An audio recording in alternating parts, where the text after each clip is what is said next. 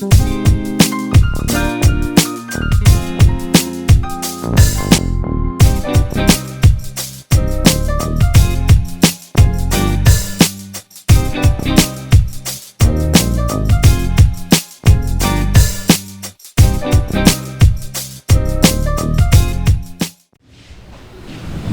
de cette mobilisation qui paraît évidente. Merci au 17e arrondissement, merci à cette France qui se mobilise, à ces quelques médias. Merci à tous ceux qui sont Boualem Sansal, comme on était Charlie il y a 10 ans. Mais imaginez-vous qu'en France, et on l'a vécu dès le départ avec Arnaud Benedetti qui a lancé cette initiative, on s'est aperçu que tout le monde n'était pas Boualem Sansal. Et c'est la grande leçon de cette mobilisation. Il a fallu lutter contre les vents contraires de tous ceux nombreux qui n'étaient pas Boualem Sansal dès le départ. Madame Sandrine Rousseau, la première, qui, du haut de son magistère, et sans avoir lu Boualem Sansal, telle une Wyszynski d'opérette, a décrété qu'il était suprémaciste et qu'il n'était pas net. Et ça n'a pas cessé dans les semaines qui ont passé avant qu'avec le petit comité, on réveille l'indifférence, on lutte et on continue de lutter contre cette indifférence, contre ce député LFI qui avait trouvé la bonne formule, la formule qu'on a appliquée plutôt à Albert Camus, qui définissait Boualem Sansal comme un écrivain soutenu par l'extrême droite. Et cette étiquette soutenue par l'extrême droite, elle s'est répétée sur les antennes du service public, un beau matin, comme ça. Boualem Sansal était un écrivain soutenu par l'extrême droite. Voilà, et c'est ainsi qu'une partie de cette France qui ne se veut pas Boualem Sansal, qui soutient le régime algérien, clairement, en tout cas quand il s'agit de LFI, veut régler les choses. Soutenu par l'extrême droite, ce serait donc une peine de mort symbolique, et l'affaire Sansal serait réglée. Mais non. Non, car la mobilisation du comité se fait. Elle se fait dans les villes, elle se fait contre ces vents contraires, elle se fait en étant bien conscients qu'ils nous ont déjà fait le coup dans les années 50.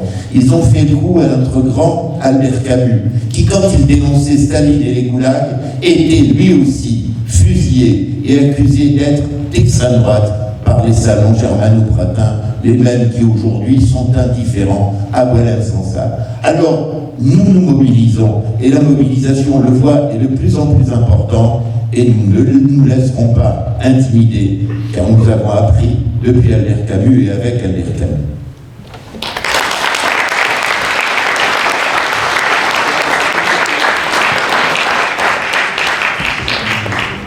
Merci. Mesdames et messieurs, bonsoir, monsieur le maire, merci, chers amis. Comme vous venez de le dire, nous sommes tous Boualem Sansal. Aujourd'hui, malheureusement, le tour de Boualem peut être demain Chamonix, peut être tel et tel et tel. Il veut l'emprisonner, il veut faire perdre la voix des hommes et des femmes courageux. J'ai eu la chance de le connaître plusieurs fois. C'est un homme qui incarne l'ouverture, la modernité, la paix, l'humanisme, le courage. L'acte, malheureusement, violent que l'on fait le régime algérien contre notre écrivain, contre notre frère et c'est indigne. Et je l'ai dit, je le répète, il ne faut jamais on baisserait les bras. Il faut que Boualem est devenu le symbole. Satan, c'est le symbole de courage. C'est le symbole aussi qui touche l'humanité du XXe siècle. Je pense que faisons ça, parlons tous pour que tôt ou tard, j'espère que Boualem sera parmi nous, sain et sauf, et c'est là que nous, on va gagner face à cette minorité. En plus, chaque personne, religieuse ou non, dès qu'il a une voix courageuse contre l'islamisme, accusé souvent de voix de l'extrême droite, de la droite, de la manipulation, c'est tout à fait leur pédagogie, leur malheureusement malhonnêteté de l'extrême gauche qui sont les vrais complices de l'islamisme. Boualem Sansal pour un islam de lumière, Boualem Sansal pour une humanité très ouverte, éclairée. Et c'est là que j'apporte tout mon soutien à Boualem Sansal, à sa famille, en espérant qu'on va le voir bientôt à Paris. Merci.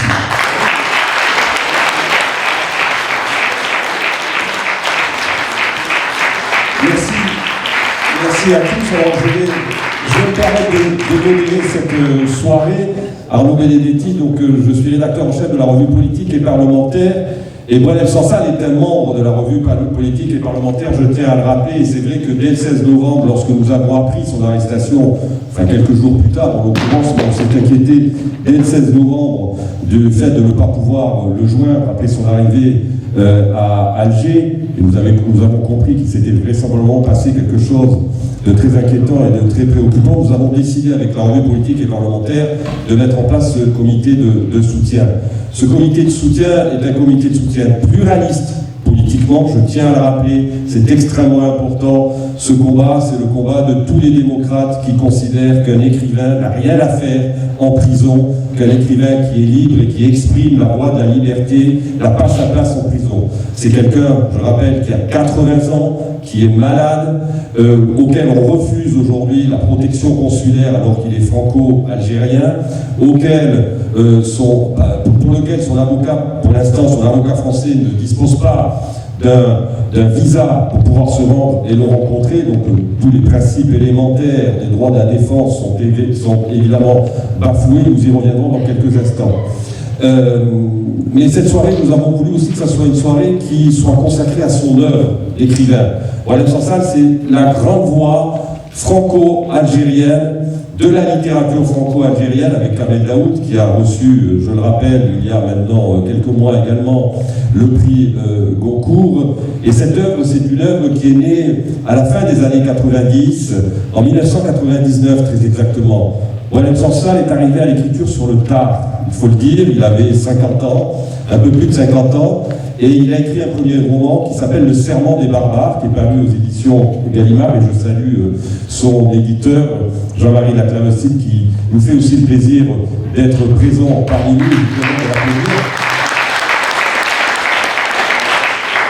Et c'est quelqu'un qui n'a de cesse, depuis maintenant plus de 3 décennies, d'écrire à la fois de manière poétique, mais aussi très clinique, la société algérienne, mais aussi les relations franco-algériennes qui sont au cœur du drame d'ailleurs qu'il est en train de vivre aujourd'hui. Donc on a voulu aussi consacrer un moment à son œuvre, et je suis très heureux que le maire du 17e, Geoffrey Boula, ait eu cette idée d'associer le conseil municipal des jeunes du 17e arrondissement, et on a demandé à ces jeunes de choisir les textes de Boualem Sansal et de nous les lire. C'est une respiration aussi littéraire dans ce moment de très grande gravité, et je leur passe tout de suite la parole.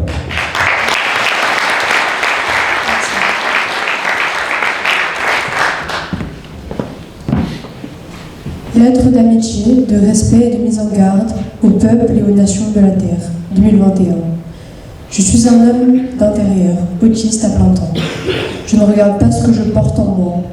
Des interrogations, des vieux rêves, des poèmes qui me parlent et qui je parle et qui m'enchantent. Des amitiés intellectuelles avec des poètes d'un autre temps, des projets d'écriture, quelques espoirs de longévité en bonne santé. Pas grand-chose au fond, mais qui me suffisait. Chaque fois que j'ai le spleen et que je manque d'amour, je me récite mon rêve familier de Verlaine, qui m'apaise aussitôt. Je fais souvent ce rêve étrange en pénétrant d'une femme inconnue et que j'aime et qui m'aime, et qui n'est, chaque fois, ni tout à fait la même, ni tout à fait une autre. Et même elle me comprend.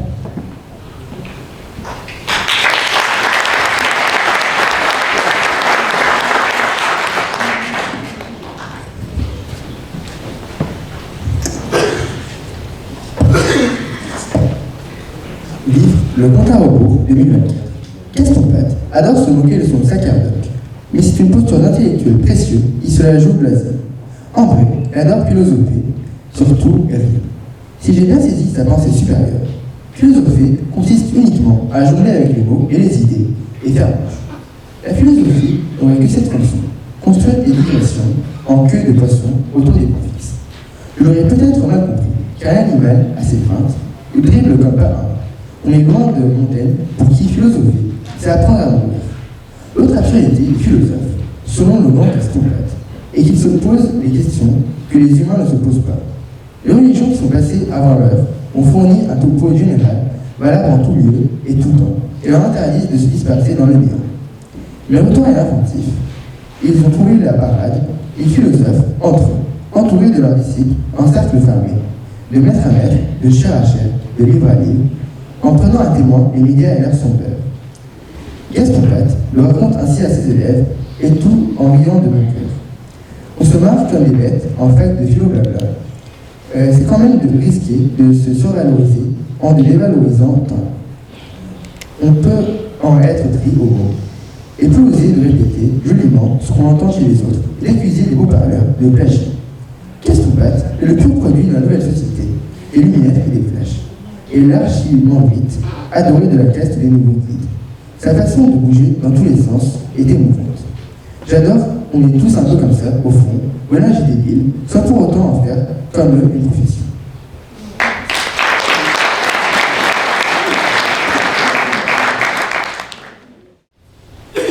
Oui, merci Arnaud. Merci au maire du 17e arrondissement de nous accueillir ce soir. Alors effectivement, j'ai été à 2 reprises ambassadeur à Alger, donc pendant presque 8 ans. Donc j'ai été le témoin et l'acteur de cette relation compliquée franco-algérienne, qui est une relation sinusoïdale, et depuis 1962 en réalité. Il n'y a jamais eu de relation normale. Il y a une relation toujours avec des hauts et des bas, des périodes d'amitié, des périodes de crise, de tension, etc. Ce qui me frappe aujourd'hui, c'est l'importance, la durée, la profondeur de la crise qu'il y a avec l'Algérie. Et cette crise avec l'Algérie, donc que l'arrestation de Boualem Sansal à Alger le 16 novembre révèle, c'est une crise inédite parce qu'elle dure depuis 6 mois maintenant. Il n'y a pas d'ambassadeur d'Algérie à Paris depuis 6 mois. Et puis, cette crise, je trouve qu'elle révèle la tension permanente que nous vivons avec Alger et le fait que depuis 6 mois, et même depuis plus longtemps, il y a une dégradation continue. Le président de la République, au mois de juillet, a voulu changer de pied, si je puis dire, en politique étrangère, en reconnaissant la marocanité du Sahara occidental. Alger a pris la mouche immédiatement, rappelé son ambassadeur à Paris. Ensuite, il y a eu le voyage du président Macron à Rabat au mois d'octobre et le discours qu'il a prononcé devant le Parlement qui a encore aggravé les choses aux yeux d'Alger. Il y a eu également le prix Goncourt attribué à Kamel Daoud et les Algériens ont immédiatement protesté en considérant que, selon leur formule, c'est un complot maroco-franco-sioniste. Et puis ensuite, ben voilà, l'arrestation de Boualem Sansal le 16 novembre. Il se trouve que j'avais dîné avec Boualem le 15 novembre, donc la veille au soir. Je l'avais un petit peu mis en garde contre son retour à Alger, et je m'en veux personnellement, inutile de vous le dire, de ne pas l'avoir contraint à rester à Paris et d'avoir pris le vol pour Alger le lendemain. Mais cette crise franco-algérienne, je trouve qu'elle est révélatrice d'un double aveuglement français. Premier aveuglement, c'est, je dirais, la naïveté, pour ne pas dire plus, de notre politique étrangère vis-à-vis d'Alger, naïveté dont j'ai été l'acteur moi-même pendant les 8 années que j'ai passées en Algérie. Et c'est-à-dire que pendant 7 ans, le président de la République a câliné, embrassé, cajolé le président algérien, pensant que son charme, sa jeunesse, sa force de conviction réussirait à amadouer le régime algérien.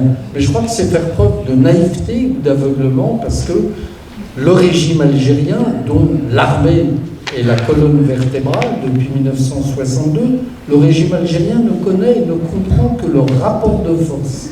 Il appelle ça la réciprocité, mais c'est du rapport de force. Et donc, quand nous avons été faibles avec l'Algérie, l'Algérie a compris qu'elle pouvait continuer. Donc, aveuglement français en politique étrangère, et puis aveuglement également en politique politique intérieure, puisqu'on découvre aujourd'hui, ces dernières semaines notamment, ces derniers jours, avec tous les articles qui sont parus, et je vous renvoie à des articles de journaux qui sont parus hier, et aujourd'hui, on découvre l'importance et l'influence des réseaux algériens en France, réseaux politiques, réseaux financiers. Et donc voilà, je trouve que cette crise est révélatrice de ce double aveuglement, de cette double naïveté. Merci Xavier. On prendra bien évidemment des questions dans la table.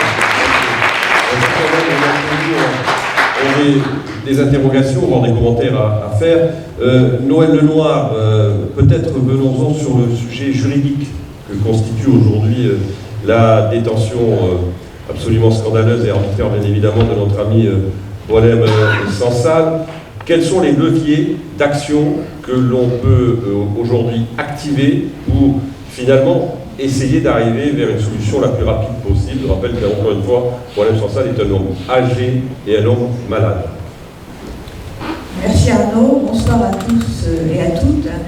Et un grand merci à Geoffroy Boulard pour son accueil, parce que c'est vrai que l'accueil que l'on a dépend énormément des artistes, puisqu'on a eu la chance de pouvoir organiser la première soirée avec 1000 personnes, mais bientôt vous aurez une salle de 1000, j'espère, au théâtre libre. Et puis ce soir, la salle est pleine, et je pense que quand on espère Boualem Sansal reviendra, je pense qu'il n'oubliera pas ce qui a été fait par les uns et par les autres.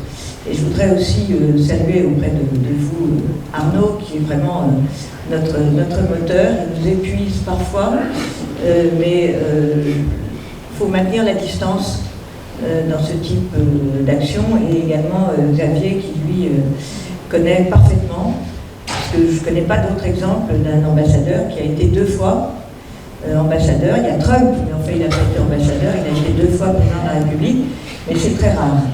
Et ça a sans doute une explication. Je me souviens très bien que j'avais été invitée par toi, Xavier, pour remettre une décoration, c'était la Légion d'honneur, à un caricaturiste, Dilem, qui à l'origine était très à gauche, je crois qu'il était au Parti communiste algérien, mais qui était un opposant à Bouteflika, très menacé. Et c'était assez courageux de la part de l'ambassade de France. Alors très menacé, pourquoi? Parce qu'il faisait des dessins avec un gros étron et des bouches, et il disait « voici Bouteflika ». Alors ça ne plaisait pas du tout, évidemment, au régime, et c'était ce genre de dessin assez fin, un peu Charlie Hebdo. Je dois dire que ces gens sont extrêmement courageux. On a rencontré des dessinateurs, je ne sais pas si notre ami est là ce soir. Le voilà. Les caricaturistes, ceux qui ont connu, comme moi, les dessinateurs et les journalistes de Charlie Hebdo, savent que c'est à la fois une sorte de spécialité française, la caricature très marquée, mais c'est aussi devenu un acte d'héroïsme. Et moi, je salue beaucoup cette profession, aujourd'hui, qui est représentée par ce jeune, peut-être que tout à l'heure, il viendra nous parler un petit peu.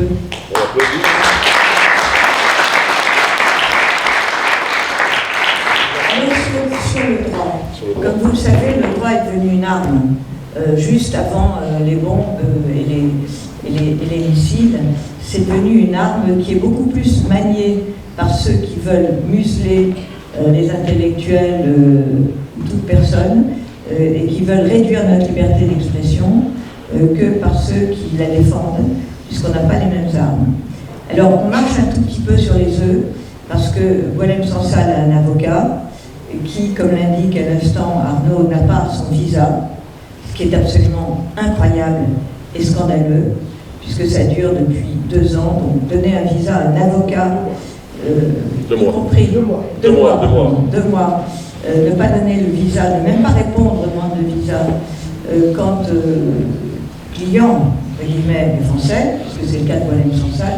Il ne faut pas oublier que Boualem Sansal est un de nos plus grands écrivains francophones, que son dernier ouvrage s'appelle « Le français parlons-en », qu'il parle très mal arabe, il écrit encore moins, et qu'il est accusé d'atteinte à la sûreté de l'État, d'atteinte à l'intégrité territoriale de l'Algérie, alors qu'il est censuré en Algérie. donc il n'est pas lu en Algérie. Donc tout ceci est cousu de fil blanc. Alors, les aspects juridiques, ça se situe sur deux plans. Ça se situe au regard de Boualem. Pour l'instant, on n'a rien fait parce qu'effectivement, on ne veut pas lui nuire. Et ça se situe au niveau des relations entre la France et l'Algérie, qui en principe devraient se comporter non pas comme des rapports entre un tuteur paternaliste et un pays victime de la colonisation, parce que je rappelle que l'Algérie a 63 ans. Alors c'est vrai que c'est un petit peu moins que mon âge, mais je trouve que c'est quand même déjà très avancé. Et il est humiliant, et je ne vais pas reprendre les mots de déshonneur du président de la République, mais presque pour l'Algérie, de ne pas se comporter comme un pays à part entière, et de jouer sans cesse sur la victimisation. Ça n'est pas, disons, vraiment à l'honneur de l'Algérie de se comporter ainsi. Alors si on regarde premièrement Boualem, il est déjà condamné. Il est déjà condamné, c'est un procès tout à fait stalinien, dans la forme et sur le fond, puisque les propos qui sont tenus à son égard montrent, s'il était besoin de le confirmer, que la nomenclatura algérienne a été très bien formée à Moscou. Je ne sais pas si vous avez entendu parler les uns et les autres des procès des médecins juifs ou du procès Kravchenko après la guerre. C'est tout à fait les mêmes propos. Et donc, Boualem est évidemment un agent du Mossad, évidemment un imposteur, évidemment un espion, évidemment quelqu'un qui contrôle la planète entière et avec les desseins les plus noirs. Donc ça, on est au courant, et donc il est déjà condamné par avance.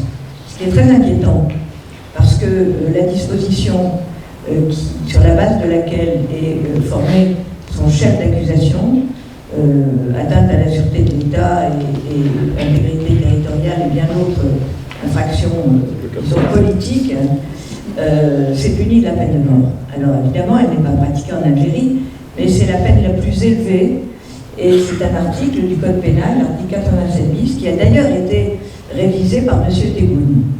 Notre ami nous parlera tout à l'heure du changement du régime et du basculement dans la terreur de ce régime, de ce pouvoir algérien, depuis Tebboune. Alors, il y a toujours un moyen, évidemment, ce que font les ONG qui nous attaquent très fréquemment pour d'autres motifs, de saisir les juridictions françaises. Il y a deux fondements. D'abord, Boualem Sansal est français. Il est séquestré arbitrairement. Et comme il est très malade, et comme il n'est pas soigné, et on a toute chance de penser qu'il est en danger, non seulement en tant que séquestré, mais aussi du point de vue de sa santé et de l'évolution de son cancer, on peut considérer qu'il y a atteinte au principe selon lequel on doit porter assistance à personne en danger. Sur ces deux chefs, dès lors qu'il est français, les juridictions françaises sont compétentes, puisque la compétence du juge pénal, c'est quand la victime est française, quand l'auteur est français, ou quand l'infraction s'est déroulée en France. Ici, la victime est française. Donc on pourrait saisir les juridictions nationales, on ne le fait pas parce qu'il a un avocat, mais c'est une hypothèse qui, malheureusement, si ça se gâte, devra être envisagée si vraiment ça bascule dans l'horreur que je viens d'évoquer. Il y a aussi, du point de vue des juridictions nationales, ce qu'on appelle la compétence universelle. Moi, je ne suis pas très favorable à la compétence universelle, je vais vous dire pourquoi, parce que c'est sujet à beaucoup d'instrumentalisation politique, mais néanmoins, suivant ce principe qui n'existe pas dans tous les pays, qui existe dans de très rares pays, notamment la Belgique, qui d'ailleurs a considérablement limité le champ de la compétence universelle, alors que M. Macron a étendu le champ de la compétence universelle récemment, n'était pas très au courant, c'est pas très grand public, mais dans la législation française. Au titre de la compétence universelle, dès qu'une personne qui a commis un crime qui relève des infractions internationales, c'est-à-dire d'une gravité telle que la communauté internationale elle-même ne peut pas laisser passer l'opportunité de réprimer le délinquant. Eh bien, les juridictions françaises qui reconnaissent la compétence universelle sont compétentes. Alors, parmi ces crimes, il y a ceux dont on entend beaucoup parler, qui sont très politisés. Il y a le génocide, il y a le crime contre l'humanité, mais il y a aussi les traitements inhumains et dégradants. Et nous considérons, et vous considérez, je suppose, que séquestrés dans une prison qui déjà les nôtres ne sont pas épatantes, mais qui ne doit pas être dans un état formidable, y compris du point de vue de la sécurité vis-à-vis des autres détenus. Il est à Coléa, il n'est même pas dans un hôpital militaire, il est dans une prison, il est dans un cachot. Et dans quelles conditions, nous ne le savons pas. Donc nous considérons que, eu égard à son état de santé, à son âge et à ses conditions de détention, il y a matière à poursuite contre X, en tous les cas, pour séquestration arbitraire relevant des traitements inhumains et dégradants. Et ça, c'est un peu de la littérature, puisque pour l'instant, ce n'est pas l'option qui est prise. Il a un avocat, donc il a un avocat. La deuxième option, et à mon avis, ça viendra en dépit d'une diplomatie que Xavier, tu viens d'évoquer, parce qu'on est un tout petit peu arrivé à maturité sur ces sujets. On a des relations de « je t'aime, moi non plus »,« je te déteste », etc. avec l'Algérie. C'est très malsain. C'est très malsain parce que ça ne sert à rien et surtout ça ne sert pas à nos intérêts. Et il y a dans cette arrestation et cette incarcération de Boualem Sansal, je suis trop longue mais je vais finir bientôt, une responsabilité absolument écrasante de la France. Pourquoi ? Pas parce que la France a changé, disons, d'option de politique étrangère, mais parce que la façon dont nous avons changé de pied, toutes les promesses qui ont été faites lors de la visite du président de la République en 2022, le rapport quasiment fusionnel entre la France et l'Algérie, et l'assurance qu'on allait écrire avec, disons, un stylo commun l'histoire de la guerre d'Algérie, et l'histoire de la colonisation et même après, était un petit peu une provocation.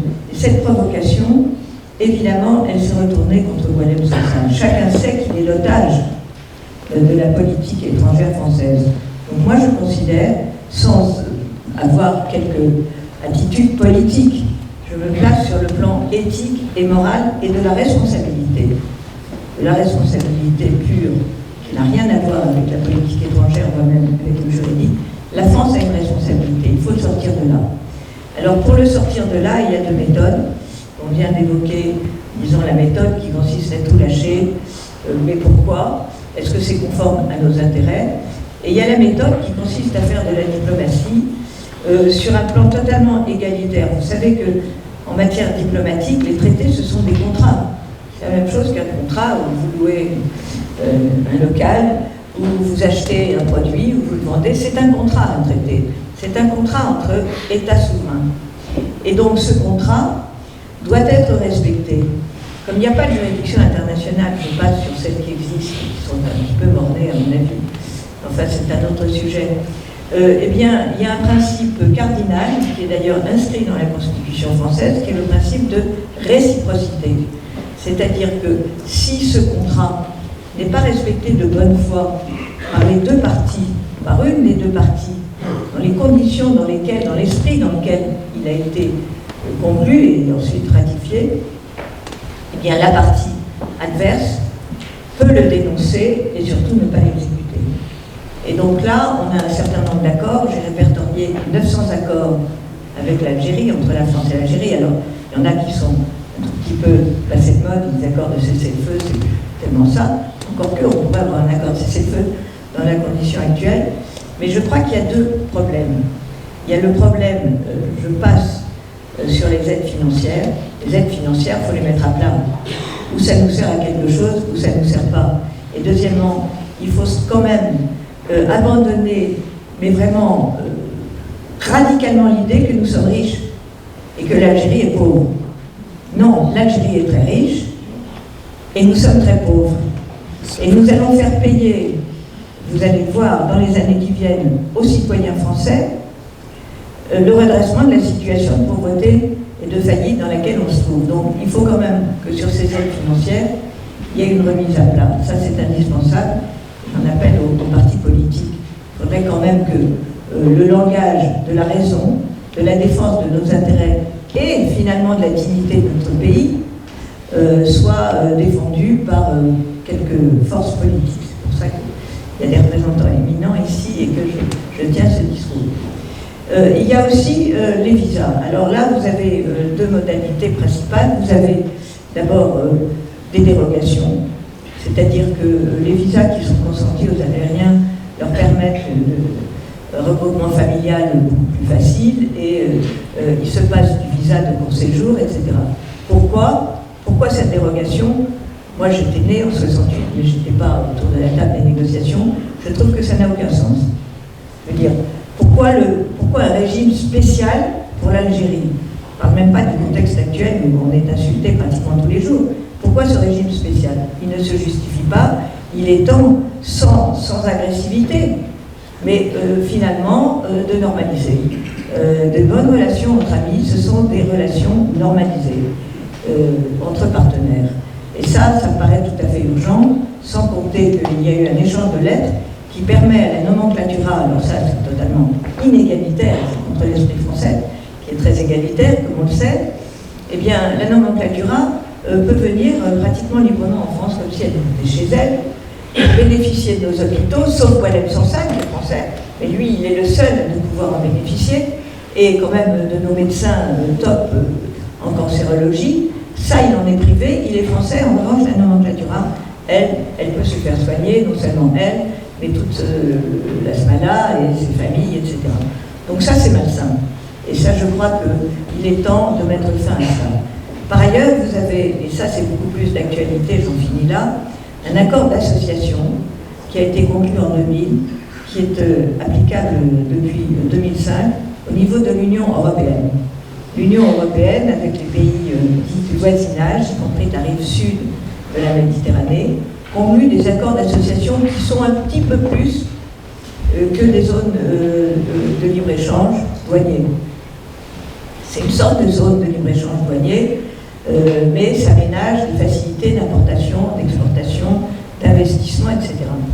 Cet accord est violé.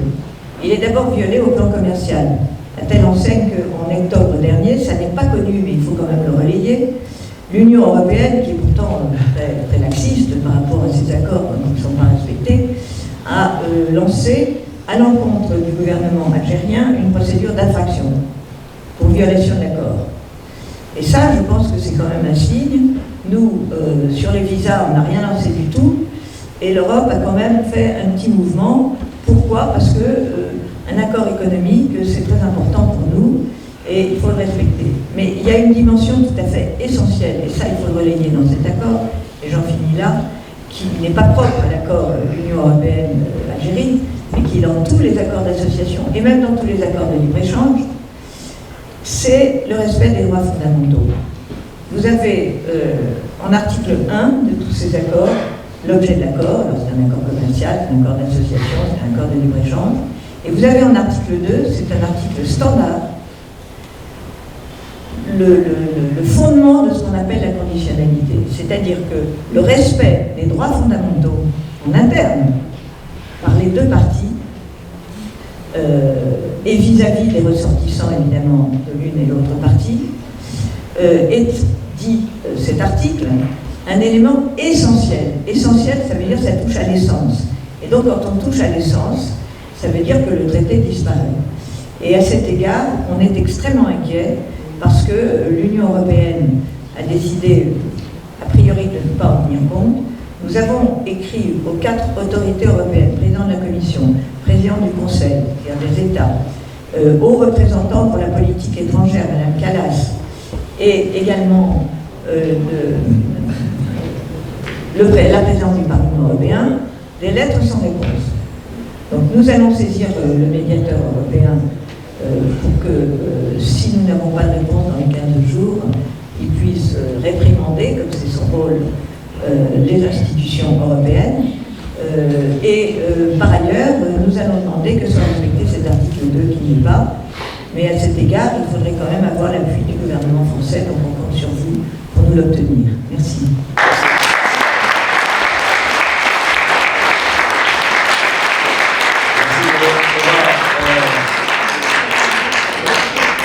Je vais peut-être poser une question et après on passera rapidement la parole à la salle, mais vraiment pour des questions, j'insiste, c'est le plus important. Juste, Xavier, aujourd'hui du pouvoir algérien, vous diriez que c'est un pouvoir qui est de plus en plus autoritaire, de plus en plus répressif, parce qu'il est fragile dans son rapport à la société. Est-ce qu'on est véritablement dans cette séquence-là? Est-ce que le pouvoir algérien est aujourd'hui inquiet de ce qui se passe à la fois dans la société algérienne, mais aussi autour de lui? On dit que notamment les événements de Syrie l'ont particulièrement inquiété et préoccupé. Je crois que l'Algérie est très fragile et ça, on ne s'en rend pas compte en France. Et justement, pour utiliser ce rapport de force dont Noël parlait, l'Algérie est très fragile, elle est isolée sur le plan diplomatique parce qu'elle est brouillée avec le Maroc, elle est brouillée pas très bien avec l'Espagne, elle a été brouillée avec l'Espagne également à cause du Maroc, elle est brouillée avec la France, elle a été expulsée du Mali et du Niger, et ses alliés aujourd'hui c'était la Syrie, mais le régime de Bachar est tombé, et la Russie n'a pas fait grand-chose pour soutenir Bachar, c'est la Russie et l'Iran. Et le Venezuela. Donc l'Algérie est très fragile sur le plan diplomatique. Et puis à l'intérieur du pays, depuis, je crois que tous les Algériens ou Franco-Algériens qui sont ici, et j'en ai vu beaucoup, confirmeront que le régime de Bouteflika n'était pas la mère des démocraties, mais il y avait des espaces de liberté malgré tout. Et Ali Dilem, le dessinateur algérien qu'évoquait Noël Lenoir, il pouvait dessiner dans le journal Liberté, et en 2012, j'avais organisé un échange entre Plantu et Dilem. Et Noël Lenoir était venu. Donc il y avait des espaces de liberté. C'est un régime autoritaire, mais aujourd'hui c'est un régime policier et dictatorial. Alors je voulais juste dire que j'ai dit que le gouvernement ne nous soutient pas. Il faut même saluer Bruno Retailleau. Il faut l'applaudir parce que c'est très courageux. Qui actuellement le soignent, sont censés le soigner, et nous ne savons pas non plus les soins qui lui sont prodigués. Donc on va vraisemblablement, et on a entamé une démarche auprès d'un certain nombre de médecins qui sont membres du comité de soutien, notamment de médecins qui sont, pour un certain nombre d'entre eux, membres de l'Académie de médecine, pour que justement ils saisissent les autorités algériennes pour avoir accès au dossier médical de Boualem Sansal. Ça nous paraît la moindre, j'allais dire, des choses, mais on sait que ça sera difficile, vu tous les refus que nous oppose pour l'instant le gouvernement algérien à des demandes qui sont un peu plus légitimes. Une idée, que fait Médecins sans frontières? C'est vraiment son.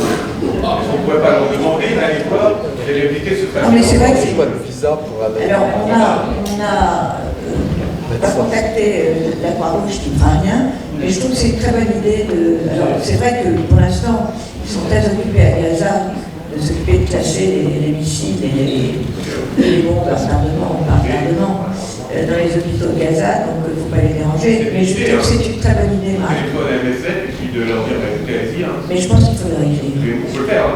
Mais on passe notre temps à écrire des lettres, on passe notre temps à écrire, c'est quand même très prenant. Mais je pense que c'est une très très bonne idée. Je pense qu'il faut saisir cette maison. Dans cette situation, ou bien n'est-il que la partie émergée de l'iceberg répressif algérien. Deuxièmement, l'affaire Boualem Sansal est-elle une affaire pénale pour parler d'avocats et de conditions de détention? Ou bien est-elle une affaire politique?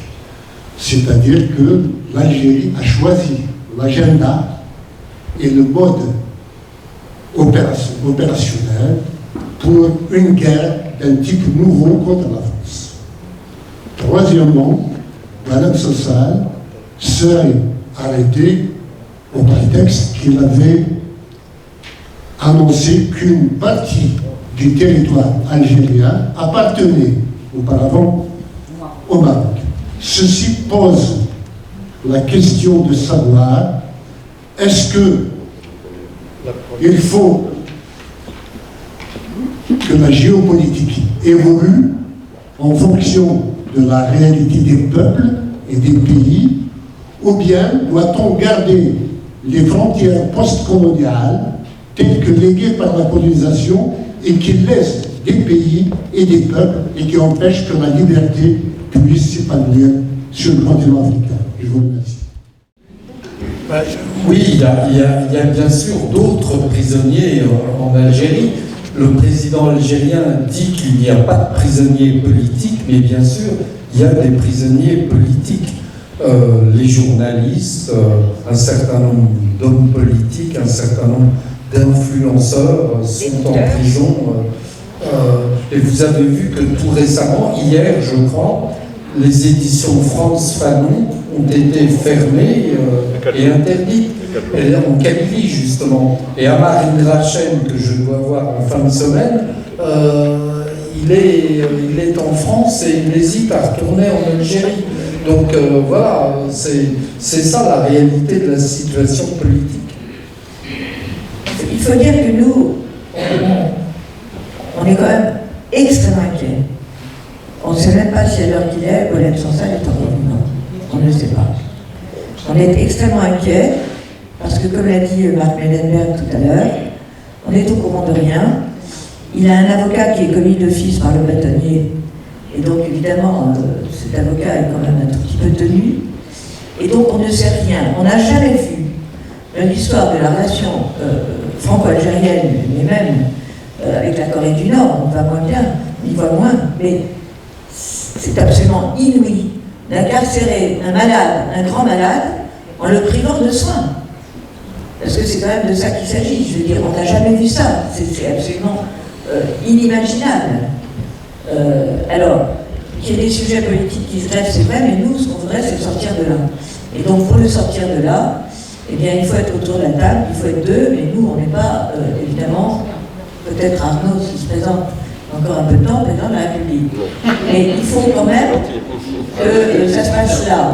Ça se passe là, et moi, j'en appelle un tout petit peu à vous pour faire vivre ce sujet et en appeler au président de la République pour que, dans le cadre de la relation singulière d'État à État, eh bien, on puisse faire valoir que la vie d'un homme, on ne peut pas jouer avec la vie d'un homme simplement parce que l'Algérie a des problèmes de politique intérieure.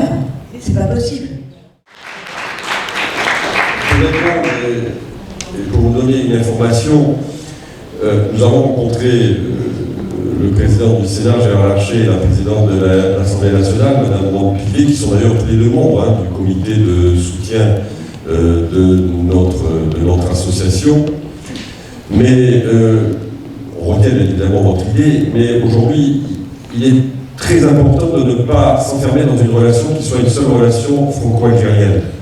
Pour toutes les raisons que l'on sait, parce que cette relation franco-algérienne est une relation qui est compliquée, qui est difficile, et qui ne nous permet pas d'envisager, sauf peut-être changement radical de la position française, une issue rapide pour Boualem Sansal. L'un des aspects très importants que l'on met en avant, c'est bien évidemment aujourd'hui, pour être pragmatique et efficace, c'est l'aspect que Noël a décrit, c'est-à-dire l'aspect humanitaire et sanitaire. Et l'une des pistes qui est aujourd'hui travaillée, c'est bien évidemment l'européanisation du dossier. Là aussi, pour toutes les raisons que vous pouvez imaginer, et devrait être voté un projet de résolution ce jeudi, je dis devrait parce que pour l'instant ce n'est pas encore tout à fait le cas, mais on espère, devrait être voté ce jeudi un projet de résolution au Parlement européen demandant la libération immédiate et évidemment sans condition de Boualem Sansal. En effet, cet échelon européen nous paraît aujourd'hui un échelon qui certainement nous permettrait d'aller peut-être plus vite vers une issue que l'on souhaite tous ici, bien évidemment pour notre ami Sansal. Je ne sais pas si tu veux rajouter quelque chose. Bon, alors la résolution dans le Parlement français, la réforme Sarkozy a prévu une manière de résolution, notamment sur les directives européennes. Mais enfin, c'est quand même pas, c'est un peu compliqué dans un cas de ce genre. Les résolutions au Parlement européen, c'est bien, mais après, vous avez la politique étrangère européenne. Aussi étrange que ça paraisse, il y a une politique étrangère européenne. En fait, elle est erratique, parce qu'il n'y a pas un État qui est d'accord, et à l'ONU, il n'y a pas un État qui vote avec l'autre. Mais néanmoins, et je reviens à ce que je dis, les institutions européennes. La résolution sera un premier pas, et il faut là saluer quand même les Républicains, François-Xavier Bellamy et le PPE, parce que c'est eux qui sont à l'origine de cela. Je sais que M. Goulard est de cette, pas corporation, mais de ce courant-là. Et donc, c'est vrai qu'il y a un effort, et si c'est déposé, ça va passer. En revanche, c'est quand même, il y a énormément d'atteintes aux droits de l'homme et de saisies du Parlement européen sur des cas de ce genre. Peut-être moins graves, certes, mais néanmoins. Et donc, il faut absolument que les institutions européennes, je pense à Mme Kallas, qui est la haute représentante, c'est elle qui a la main sur la négociation des accords de renégociation, c'est elle qui peut demander qu'un ambassadeur, sinon le français un autre, aille visiter, parce que l'ambassadeur français n'a même pas eu le droit de visiter Oualem Sansal pour voir les conditions dans lesquelles il est détenu. Et donc je pense que là, avec les moyens qui sont les vôtres, les interpellations de vos députés, des lettres, etc., je pense qu'il faut que le gouvernement français, qui doit certainement, je ne parle pas de M. Retailleau, je parle au niveau, disons, du domaine réservé, il doit certainement y avoir des échanges, mais il ne faut pas que ce soit sur le dos de notre ami. Et là, c'est extrêmement compliqué et il faut qu'on arrive à décrocher cet appui que pour l'instant nous ne sentons pas. En tous les cas, on aimerait bien qu'il soit plus visible et plus évident. Voilà. Merci à Xavier Villancourt et à Noël Blanc, c'est de nous applaudir et on va passer à la deuxième partie de cette soirée. Je vais appeler Shalom Seba, qui est membre du comité de soutien de notre association, évidemment, qui va animer une table ronde et elle va appeler les participants de cette table ronde. Merci beaucoup, cher Arnaud. Bonsoir à toutes et à tous. Vraiment très heureuse d'être parmi vous ce soir pour cette deuxième grande soirée de mobilisation en soutien à Oualem Sansal. Je vais appeler à mes côtés Nathan Devers, philosophe, Olivier Dard, historien,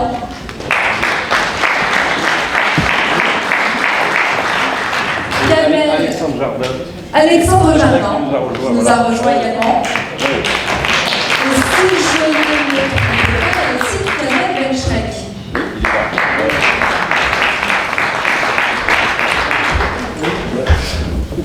Merci beaucoup, messieurs. Je vous laisse vous installer à votre guise.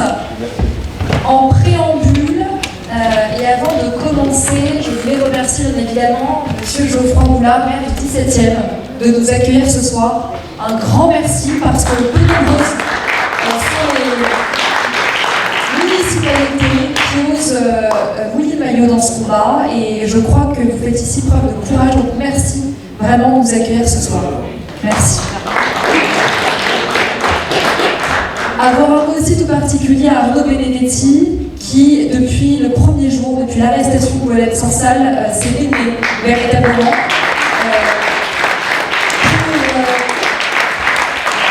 et on peut l'applaudir pour mobiliser, pour envoyer des messages ici et là et pour essayer de rassembler un comité de soutien dont je vois un nombre de membres ce soir dans la salle. Donc merci beaucoup pour votre présence et merci également à la revue politique et parlementaire qui coordonne tout ça, au laboratoire de la République et à Marianne qui aide le comité de soutien dans l'organisation des événements.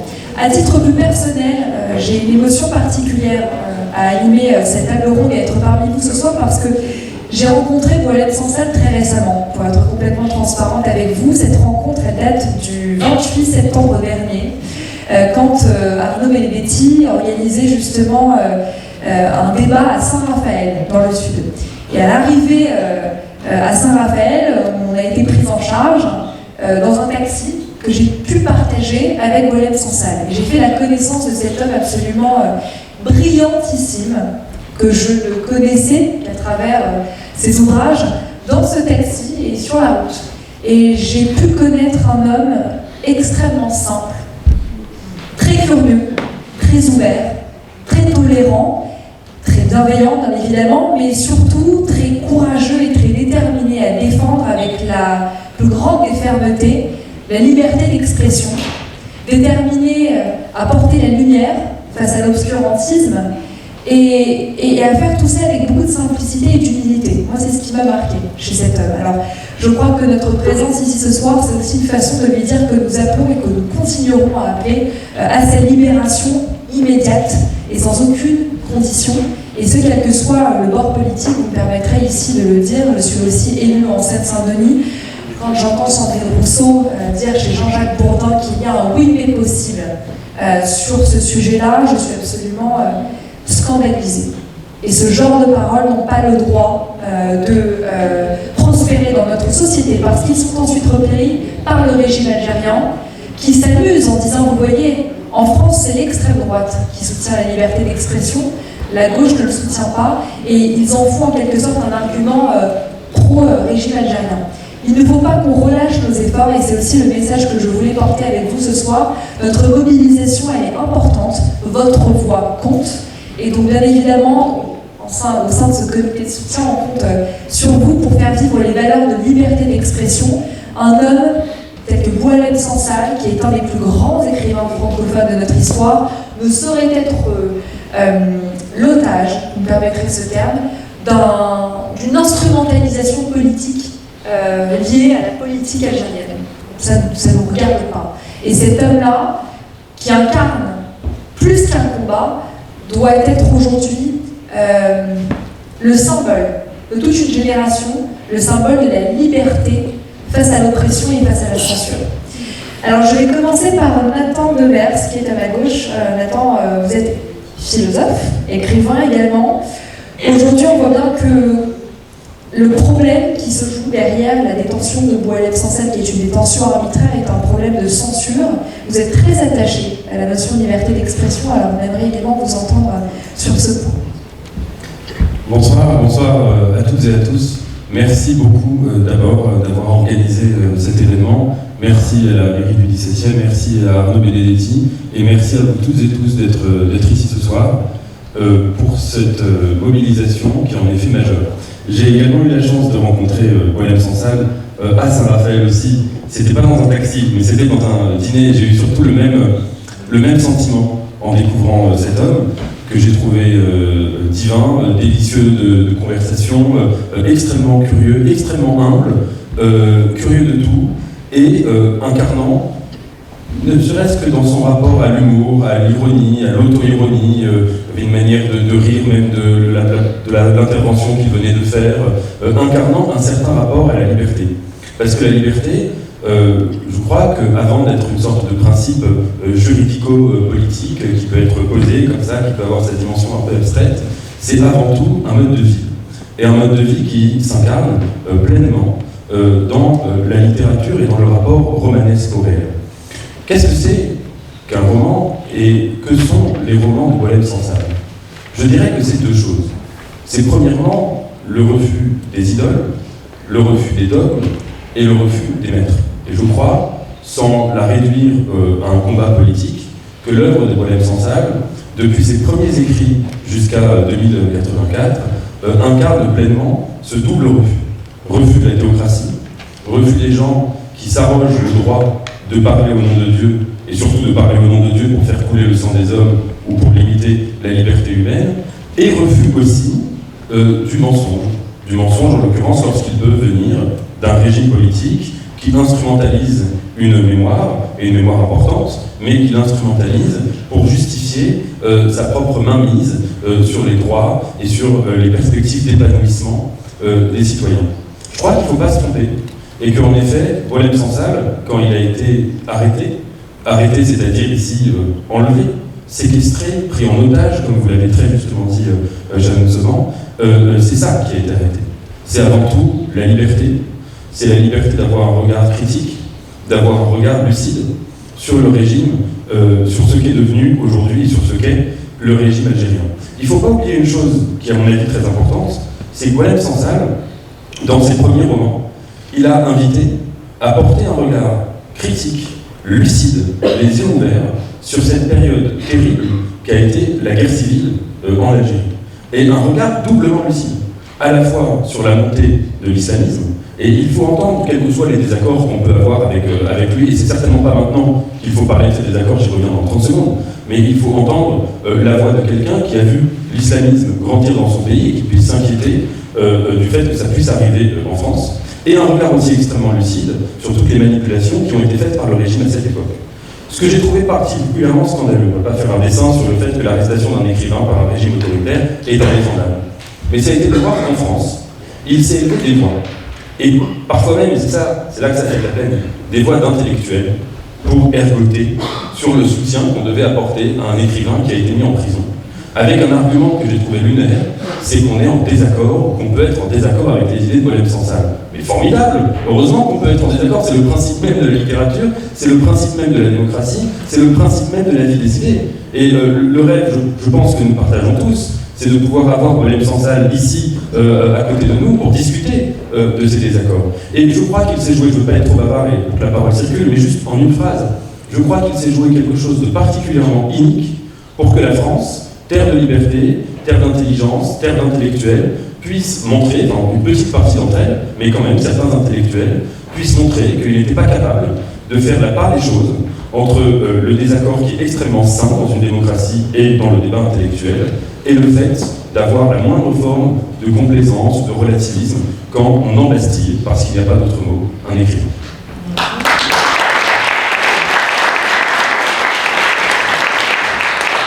Merci beaucoup Nathan.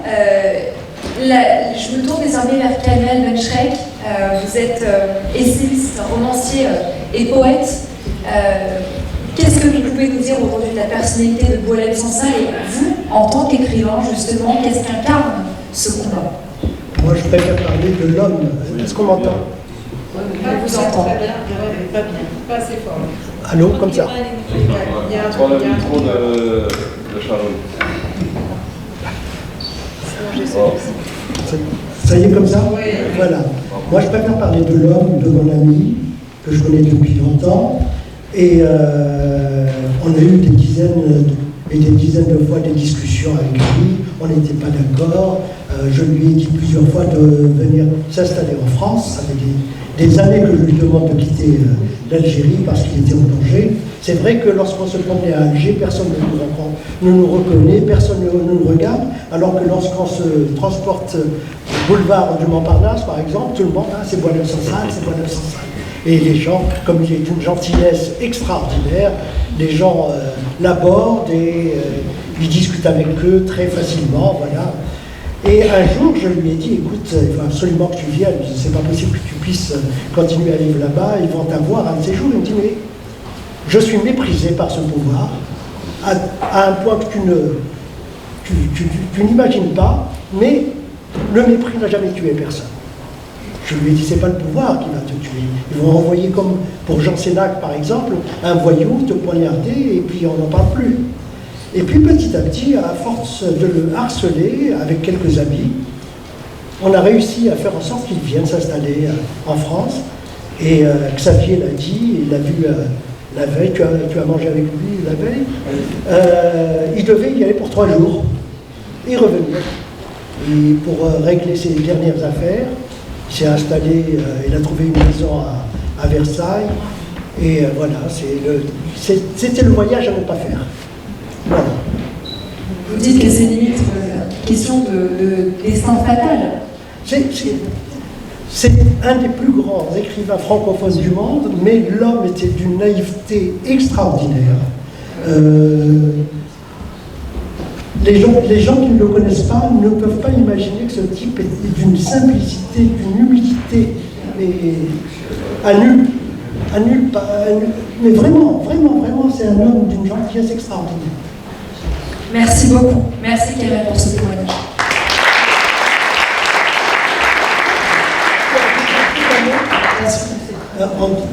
Bien sûr, Boualem est dans un cul de basse-fosse, mais depuis quelques jours, le pouvoir algérien accélère la répression.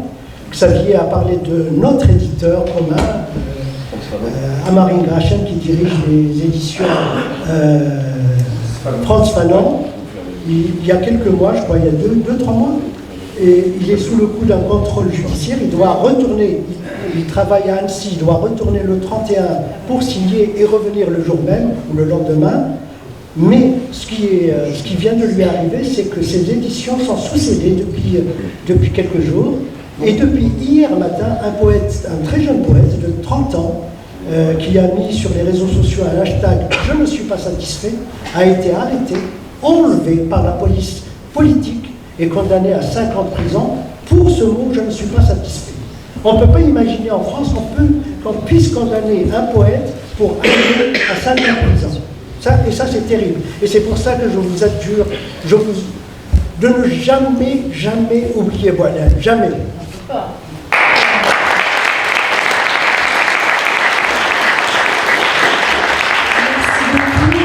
Je me tourne désormais vers Olivier Dard. Olivier, vous êtes historien. Est-ce que vous pouvez, s'il vous plaît, nous apporter votre éclairage sur le lourd passé de la France avec l'Algérie? Est-ce que pour vous, c'est aujourd'hui en franc à la réhabilitation de nos relations? Comment vous voyez aujourd'hui l'arrestation de Boualem Sansal compte tenu du passé et les relations très conflictuelles entre l'Algérie et la France? Alors, je voudrais d'abord, je vais essayer de répondre à votre question, mais dans le peu de temps qui nous disposons, ce sera difficile. Mais je voudrais d'abord, comme chacun, remercier très chaleureusement monsieur le maire du 17e de nous accueillir. J'y suis d'autant plus sensible que je suis un habitant du 17e et qu'il y a finalement très peu de municipalités qui, jusqu'alors, ont pris fait des causes pour Boualem Sansal. On remercie évidemment mon collègue et ami de la Sorbonne, redire tout le travail qui a été fait par le comité. Je pense que c'est extrêmement important et de voir une salle pleine, ça me fait également très plaisir. Alors, pour ma part, je voudrais me dire un mot sur Boualem Sansal parce que j'ai rencontré, c'est peu d'ailleurs, mais je l'ai quand même rencontré moi, il y a plus de 20 ans, la première fois, en 2006, à un congrès du Cercle algérianiste de Toulouse.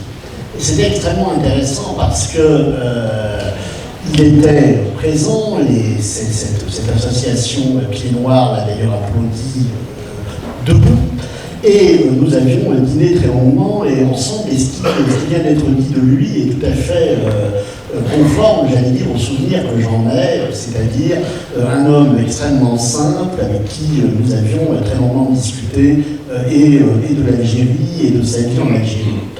Et dans un contexte évidemment très particulier à l'époque, 2005-2006, ça me paraît peut-être loin, et c'était le moment où en France, où il était question de l'article 4 sur le rôle positif de la colonisation, où en Algérie avait lieu en 2005 un référendum, comme il a dit, lui-même beaucoup mal. Alors, je vais essayer de répondre à votre question. Moi, j'avais prévu de vous parler d'autre chose, j'avais prévu de vous parler d'un livre dont on parle peu aujourd'hui, qui est un petit livre, bien sûr, un petit livre de Boualem Sansal, un opuscule, comme il le disait, qui est absolument passionnant à relire 20 ans après, qui s'appelle Post-Restante Alger.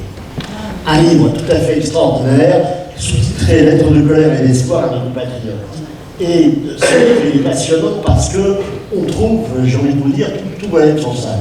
À la fois sa relation au pouvoir algérien, à qui il explique que finalement l'Algérie n'est pas le peuple algérien n'est pas arabe, n'est pas musulman, il explique que lui-même est laïque, donc il lutte effectivement contre la théocratie, et il défend également dans ce livre toute l'importance du français en Algérie par rapport effectivement à l'arabisation du pays. Alors, ça me permet de réagir et de répondre, d'essayer d'esquisser une réponse à votre question.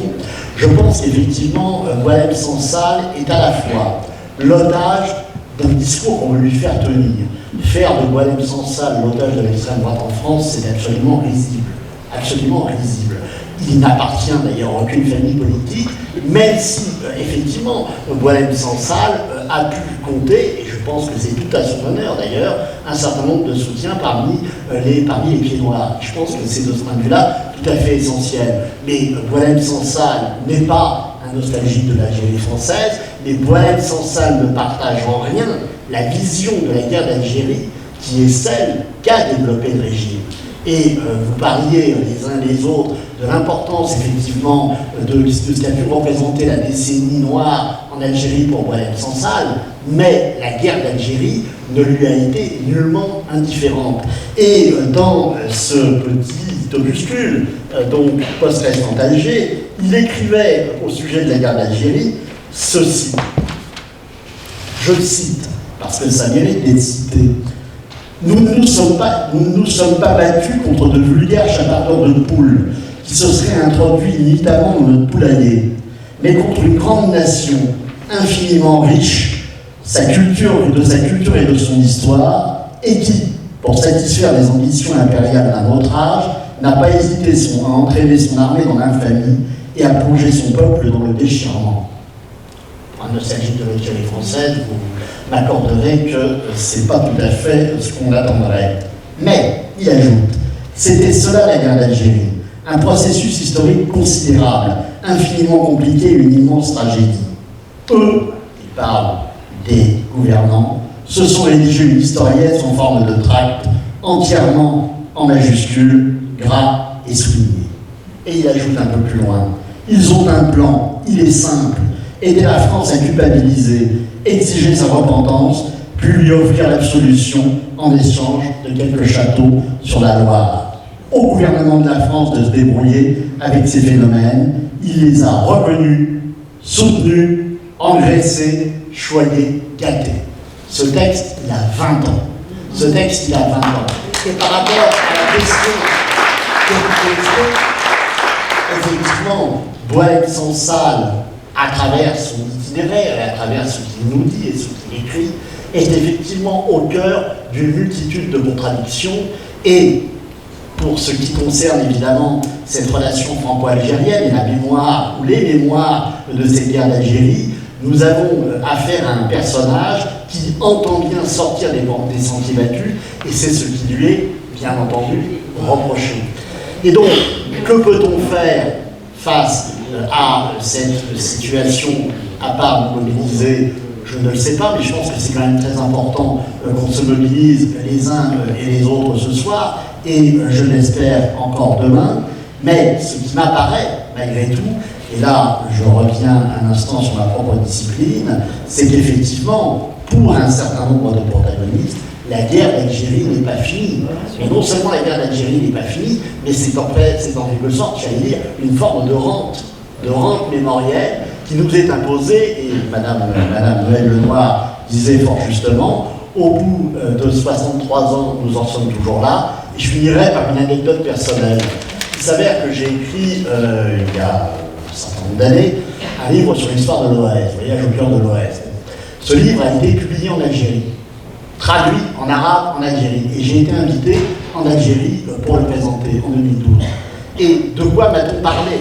Alors, dans les médias, d'ailleurs les débats étaient tout à fait ouverts, mais j'étais allé faire une conférence à la Villa Abdelatif, et alors, ce qui était tout à fait extraordinaire, c'est que j'avais devant moi toute une vieille garde qui m'expliquait comment l'Ouest, encore en 2012, était censé tirer les ficelles, évidemment, de l'Algérie, ce qui n'avait absolument aucun sens, vu l'âge, évidemment, des protagonistes, mais on y est encore. On y est encore, et je pense que de ce point de vue, il y a un travail véritable à faire, une démarche véritable à faire, à la fois pour connaître au mieux cette histoire, mais pour aussi sortir et affirmer la nécessité d'en finir avec, effectivement, cette rente mémorielle dont je parlais.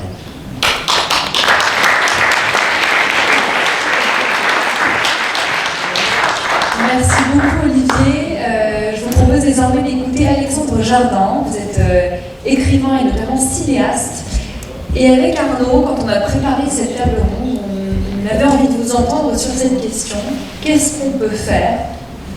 Comment peut-on innover encore plus pour défendre et obtenir la libération de Boualem Sansal? Bonsoir. Beaucoup de choses. Tout d'abord, demain, on peut tous aller dans une librairie, aller acheter ce livre, si vous ne l'avez pas encore lu, qui est un livre extraordinaire. Je disais que ce qu'on peut tous commencer à faire, c'est aller demain matin dans une librairie acheter Poste restante Alger si vous n'avez pas encore lu. C'est un livre.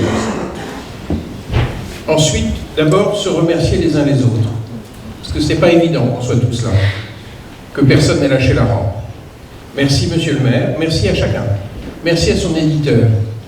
On vit quand même dans une société où parfois il y a des couples éditeurs-auteurs qui sont magnifiques. Donc, déjà se féliciter de ne pas être des lâches, des fuyards, des gens qui auraient décampé alors que cet homme est embastillé. Ensuite, écoutez ce qu'a dit notre ami médecin. Parce qu'au fond, quand il y a un problème, je me pose toujours la question, à quel niveau faut-il le prendre? Quel est le bon niveau? Et le bon niveau, c'est lui, c'est pas nous. Le bon niveau, c'est lui qui, ce soir, ne dort pas très bien, n'est pas soigné, à l'âge qu'il a, à la maladie qu'il a. Donc, on doit le sortir tout de suite. Il y a un temps pour la diplomatie, il a eu lieu, c'est terminé. Donc, le problème, ce n'est plus l'Algérie. Quand vous regardez un film, quand les méchants sont méchants, c'est dans l'ordre. Le vrai problème, c'est que vont faire les gentils. Je voudrais que les gentils qui sont dans le comité de soutien, et tous ceux qui les soutiennent, changent radicalement de braquet. Parce que je dis que le problème, c'est nous. Si les gentils sont trop gentils, ça va plus. Il faut penser à lui. Donc la question, c'est comment on le sort dans 8 jours. Pas comment on le sort dans 1 an. Ma demande au comité de soutien, c'est qu'on refasse une tribune exigeant de notre chef de l'État la saisie des comptes des hiérarques, la saisie des biens immobiliers, l'interdiction de venir se soigner en France, l'interdiction immédiate de tout visa tant qu'il n'est pas rentré. Nous devons redevenir des humanistes actifs. Il y a les humanistes couchés et les humanistes debout. Je suis complètement d'accord pour que la France ait joué une carte diplomatique pendant un certain temps. On voit le résultat, on voit les réactions délirantes de ce régime délirant. Donc, je répète, le problème c'est nous. C'est plus l'Algérie. Alors, ma demande, que je vais adresser à chacun des membres du comité de soutien, c'est une tribune exigeant ça. Quand cette tribune paraîtra, vous allez la soutenir partout, sur les réseaux, dans les conseils municipaux. Nous devons être un peuple grand. On ne peut pas être un peuple couché. On commence par acheter le livre, un peuple lecteur. On remercie les gens bien et on agit. Il n'est pas tolérable que notre chef de l'État se conduise comme il se conduit. C'est intolérable. Nous avons des moyens d'action. Nous devons les utiliser. À cause de ce que vous dites, monsieur. Je ne dirais pas ça si c'était un gamin de 25 ans. Mais ce n'est pas un gamin de 25 ans, c'est un monsieur d'un certain âge. 80 ans. Bon. Je ne le connais pas, mais je le lis, donc je le connais. On le lit, donc on le connaît. Ne laissons pas cet homme mourir. Et si nous hésitons à publier des tribunes radicales, je dis bien radicales, à un moment il faut que les gentils soient radicaux. On ne peut pas vivre dans un monde où il n'y a que les méchants qui s'offrent le luxe de la radicalité. Il y a une radicalité dans la gentillesse, dans la bonté, dans l'amour, qui doit être assumée. Et pour moi, c'est ça, être français. Or, c'est un écrivain français. C'est quelqu'un qui fait partie de notre imaginaire. En tout cas, qui nourrit le mien. Et je suis un écrivain français nourri par d'autres écrivains français. Donc, on doit se tenir bien, se tenir droit. Donc, voilà, ma demande, c'est ça. Donc, on va en parler. Parmi tous ceux qu'il faut vraiment remercier, il y a Arnaud, parce que si Arnaud, avec vous, monsieur, si Arnaud, vous n'aviez pas pris le taureau par les cornes, tout ça serait parti en charpie. Il y a son éditeur. Vraiment, merci. Quand il y a des problèmes comme ça, tous les éditeurs ne se conduisent pas comme ça. Eux, ils se sont bien conduits, de manière tout à fait exemplaire. de manière humaine. Maintenant, est-ce qu'on sera des gentils offensifs ou est-ce qu'on aura honte quand on nous apprendra qu'il est mort là-bas? Monsieur, qui est le médecin? Je rebondis sur ce que vous dites, parce que, en réalité, alors j'appartiens à un groupe, on est les 12 blanches, on est plus de 600 médecins, et on a déjà agi dans diverses circonstances. Et je me suis entretenu 2 minutes avant son départ avec Noël, et donc je vais écrire ce soir ces quelques lignes en interpellant, si vous en êtes d'accord, le président de MSF. Je ne vais pas faire trop d'illusions parce que si on interpelle les gens de MSF à Gaza, on sait à peu près ce qu'ils répondent, mais on va quand même le faire. Et donc on va l'interpeller en lui faisant part de préoccupation en tant que médecin et en lui demandant d'aller visiter Walem Sansal dans sa journée. La question qu'il faudrait que vous résolviez, c'est si le comité de soutien le signe en même temps ou si c'est juste les blouses blanches, c'est à vous de décider. Évidemment. Oui, ça va de soi. Je réponds pour l'ensemble du comité de soutien, c'est le comité de soutien et les blouses blanches. Donc là, c'est ça là-dessus, ils sont pas arrêtés là-dessus.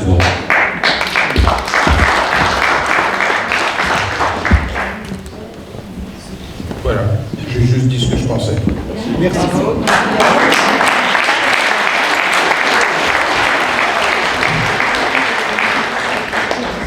Je retiens quelque chose de très fort de votre intervention, Monsieur Jardin, c'est la vertu de la radicalité quand il s'agit de faire bouger les choses pour une cause qui en vaut véritablement la peine. On a l'impression aujourd'hui que la radicalité, c'est comment dire, les méchants. Les méchants, ceux qui se situent aux extrêmes, que ce soit de l'échiquier religieux ou politique, et je crois qu'aujourd'hui, effectivement, on a été beaucoup trop gentils. Et donc, les gentils doivent arrêter d'être gentils et de se faire marcher sur les pieds. Moi, c'est ce qui me vient ce soir à l'esprit. Et donc, je veux vous remercier pour cette initiative des blouses blanches, parce qu'effectivement, on ne le rappelle pas assez, mais la situation de cet homme, c'est aussi une situation de santé dont on n'a pas de nouvelles, qui est très grave, qui fait parfois des allers-retours entre l'hôpital et le lieu où il est incarcéré. Et donc ça, il ne faut pas qu'on l'oublie. Il y a aussi une dimension humaine à prendre en compte, et les conditions de détention sont absolument inacceptables. Et je crois que c'est aussi un argument de réponse à toutes celles et ceux qui veulent nous dire que défendre Walem Sansal quand on n'est pas forcément d'accord avec ses idées, cela ne vaut pas la peine. Il y a bien derrière. Derrière, il y a un homme de 80 ans qui est malade, qui a la maladie. Et donc, je crois que c'est une justification qui se suffit à elle-même pour défendre l'homme. Nathan, je vous voyais réagir quand Alexandre parlait justement de cette nécessité d'acheter le bouquin, de se remercier aussi entre nous et de continuer à agir concrètement. Je crois que vous voulez rebondir sur ce point. Oui, je voulais rebondir rapidement parce que j'ai trouvé vos mots extrêmement justes et importants sur les deux aspects. Le premier, quand vous disiez acheter le livre, le double malheur des écrivains qui sont embastillés ou menacés, ça a été le cas aussi de Salman Rushdie, c'est que parfois ils sont même réduits par leurs défenseurs à leur statut juste de symbole de la liberté. Et on oublie que des romanciers, ce ne sont pas des militants, ce ne sont pas des gens qui écrivent des slogans. Et donc, en effet, lire Walem Sansal, le lire dans sa nuance, dans sa complexité, dans la polyphonie de ses textes, c'est à mon avis central. La deuxième chose que je voulais dire très rapidement, c'est que dans ce portrait qui a été fait, je crois, par un peu tout le monde, d'un homme naïf et lucide peut-être parce que naïf, il faut voir que l'arme de la radicalité aussi de Walem Sansal, au sens étymologique du terme, ça veut dire d'appuyer, enfin d'exhumer les racines des problèmes. C'est aussi peut-être symboliquement ce qui est en cause dans son arrestation. Quand vous regardez la manière dont le régime algérien ou des proches du régime algérien ont justifié cette arrestation, il y a eu deux choses qui m'ont interpellé. La première, c'est qu'ils ont rendu un extrait d'une interview où ils remettaient en cause les frontières de l'ouest de l'Algérie, en disant que ces frontières pouvaient appartenir ou être considérées comme appartenir historiquement au Maroc. Bon, on peut être d'accord, pas d'accord, c'est un autre sujet. Vous imaginez une seule seconde si un écrivain français, si par exemple l'un d'entre nous, d'un matin, allait dans un média et disait que la région de Nice, qui est française depuis 1860, donc après l'Algérie, enfin après la conquête de l'Algérie, que la région de Nice, peut-être que ça devrait appartenir à l'Italie. Vous imaginez si on se retrouvait en prison pour avoir dit une telle phrase? Ça en dit très long. sur la bêtise abrutissante, la régression d'une certaine forme de nationalisme, enfin même pas d'une certaine forme de nationalisme, du nationalisme le plus bête, le plus barbare, vraiment le plus idiot, le plus ennemi d'intelligence, qui est aujourd'hui instrumentalisé par ce régime. La deuxième chose qui m'a frappé aussi, pour regarder un peu sur les réseaux sociaux, les gens qui soutiennent le régime algérien contre Boualem Sansal, c'est qu'ils invoquent beaucoup le fait que Boualem Sansal a toujours été partisan d'une Algérie où les Juifs avaient un passé et auraient pu mériter d'avoir un présent et éventuellement un avenir. C'est aussi le cas des éditions France Fanon là, qui sont attaquées pour avoir publié un livre très beau sur l'Algérie juive. Je crois que c'est aussi au cœur du procès délirant qui est fait à Boualem Sansal, accusé d'être agent israélien, de travailler pour le Mossad, etc. Mais accusé surtout, en fait, de critiquer la manière dont le régime algérien s'est construit sur quelque chose qui était le contraire de son idéal. Il y a un philosophe important, un philosophe américain, qui s'appelle Michael Walzer, qui a écrit un livre qui est sorti en français il y a quelques mois, que je vous recommande tous, qui s'appelle Le paradoxe des libérations nationales, où il étudie le cas de l'Inde, de l'Algérie et d'Israël, et il montre que dans ces trois pays, les idéaux qui ont pu engendrer la décolonisation ont parfois été, si vous voulez, trahis par les régimes ou les dirigeants successifs de ces pays. Et il le montre de manière flagrante dans le cas notamment de l'Algérie, en montrant bien que l'idéal de liberté, que l'idéal d'égalité, que l'idéal de dignité des droits humains, dès lors par exemple qu'on a estimé que les juifs n'avaient plus leur place dans ce pays, dès lors qu'on a cultivé un antisémitisme d'État, dès lors qu'on s'en est pris à d'autres minorités, qu'on s'en est pris ces dernières semaines, si j'ai bien compris, aussi à certaines églises en Algérie qu'on a fait fermer, eh bien on détruit les idéaux qui ont pu construire l'Algérie. Je crois qu'il y a une dimension de faute originelle dans la manière dont l'indépendance algérienne s'est construite aussi sur le fait de chasser massivement, de chasser violemment les juifs qui habitaient, les juifs qui n'étaient pas les colons. Pour la petite anecdote personnelle, je viens d'une famille juive qui habitait en Algérie, à Oran. Ma grand-mère m'a éduqué toute mon enfance en me décrivant cette ville, que je connais, je pense, vraiment par cœur, sans y avoir jamais mis les pieds, où je rêverais de retourner. Et moi qui n'ai jamais, si vous voulez, c'était bien avant en plus le régime algérien, je devais donner une conférence en Algérie et j'ai été interdit d'entrer par ce régime, et un petit coup de fil. Et évidemment, la raison, c'est que j'étais moi aussi un agent méchant du Mossad, de je ne sais quoi. Bon, et ça, c'est évidemment terrible. C'est évidemment terrible parce que derrière, ce qui est en cause, c'est l'idée, non seulement de l'Algérie, mais de la manière dont on se bat pour un certain nombre d'idéaux. Et je conclurai en disant une chose. Il ne faut pas oublier qu'il y a un parti qui fait près de 20% aujourd'hui en France, dont une des représentantes éminentes a dit qu'Alger est aujourd'hui la Mecque de la liberté, selon quoi tout ce qui se joue autour du déni et des dénis et des complaisances françaises, parce que c'est une histoire française, malheureusement, depuis l'arrestation honteuse de Boualem Sansal, est extrêmement inquiétant pour l'avenir de nos idéaux.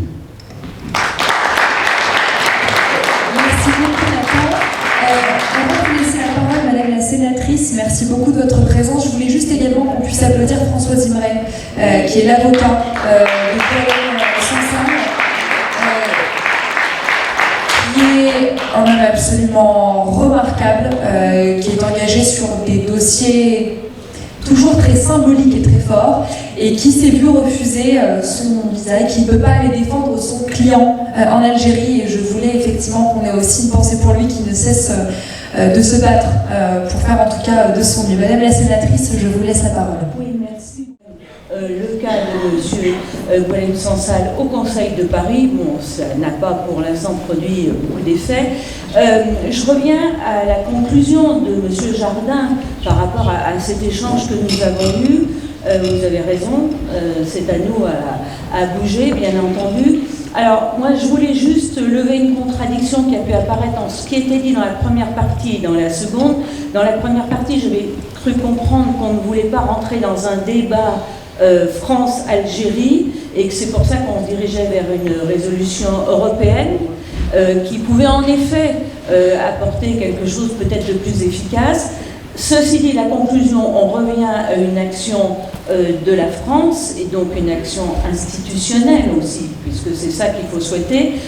Vous avez dit que le président du Sénat et la présidente de l'Assemblée avaient été saisis. Et voilà, vous les avez rencontrés. Je pense qu'on peut peut-être, et moi je veux bien vous aider dans ce sens, de nouveau les saisir pour peut-être une nouvelle action. Savoir aussi ce que vous avez dit, le Quai d'Orsay, on a parlé de Bruno Retailleau, parce que je sais qu'en effet c'est beaucoup exprimé. Est-ce qu'il y a aussi un appui du Quai d'Orsay, ou est-ce qu'il est nécessaire d'en parler avec le ministre, qui est également ministre des Affaires européennes, donc par rapport à la résolution 500, bon, ce sont des choses qu'on peut faire très vite, ça, pour essayer de faire bouger. Voilà, donc moi je voulais vous dire que j'étais tout à fait d'accord pour porter, et je sais que de toute façon, il y aura beaucoup de sénateurs en ce qui nous concerne, qui seront évidemment d'accord pour s'associer à cette démarche, c'est évident. Merci beaucoup. Je voudrais juste, pour être plus précis, merci, sous 48 heures. Exactement, bravo. Parce que c'est un vieux monsieur. Donc, si le Sénat et l'Assemblée se réveillent, tape vraiment du poing. Mais sous 48 heures, il faut qu'on le sente. Vite. Il faut un commando. Vite. Quai d'Orsay, ça va s'enliser. Oui. Question Je voulais juste ajouter quelque chose. La situation est tellement rocambolesque qu'on n'a aucune nouvelle de Boilem. On sait juste qu'il a été transféré il y a 3 jours à, comment on appelle ça, à Coléa, qu'il a quitté l'hôpital Moustapha Pacha. Mais on n'a absolument aucune nouvelle, à tel point, je vais vous avouer quelque chose, que sa fille m'a appelé il y a 2 jours, sa propre fille, pour me demander des nouvelles de son père. Ça, c'est le monde à l'envers. Qui peut apparaître long, mais que le comité de soutien veut le plus court possible, que les choses soient claires. Ça, c'est le premier point. Deuxième point, j'ai entendu, Madame la sénatrice, ce que vous avez dit, et je partage, c'est qu'il peut y avoir une contradiction entre le fait de dire que nous voulons sortir de la relation franco-algérienne et européaniser l'action pour aller vite, mais nous ne nous interdisons rien. C'est que nous allons utiliser tous les leviers qui sont dans notre possession. Le levier humanitaire, le levier économique, le levier politique et le levier diplomatique. Il est clair que c'est l'ensemble de ces leviers qui nous permettra d'arriver très vite à une solution pour Boualem Sansal, et je partage ce que dit Alexandre, c'est un vieux monsieur, il a 80 ans, il est malade, il est dans un cul de basse force, il faut faire vite parce que le temps tourne contre lui et tourne évidemment contre nous et contre notre honneur également. Dernier point, et ça me paraît, je crois, important, c'est que les Algériens, le régime algérien, que je ne confonds pas avec les Algériens, que les choses soient claires. Le régime algérien nous impose une stratégie judiciaire qui n'a pas de sens, qui est un masque. Boualem Sansal n'est rien d'autre qu'un otage politique. C'est un prisonnier politique. Et il faut aujourd'hui se battre. C'est un prisonnier politique. Ça veut dire qu'il va falloir, en effet, je pense, très rapidement, changer de braquet. Nous avons été polis. Nous avons été prudents, nous avons été réservés, nous avons retenu les coups, nous avons entendu ce que nous ont dit les officiels, ne faisons rien qui puisse irriter un pouvoir qui est un pouvoir ombrageux. On a vu ce que ça a donné depuis 2 mois. L'avocat n'a pas son visa. Boualem Sansal, on lui refuse la protection consulaire alors qu'il est franco-algérien. Et Boualem Sansal est à nouveau en prison après avoir été pendant quelques jours dans un hôpital. Jusqu'à présent, force est de constater que la stratégie qui a été la stratégie de prudence n'a pas payé. Donc il va falloir changer de braquet. Et je rejoins bien évidemment tout ce qu'a dit Alexandre Jardin. C'est ce que nous allons faire très prochainement. Merci en tout cas à vous tous et tous. Et maintenant, quelques mots de notre ami Jean-Michel Blanquer. Merci à vous.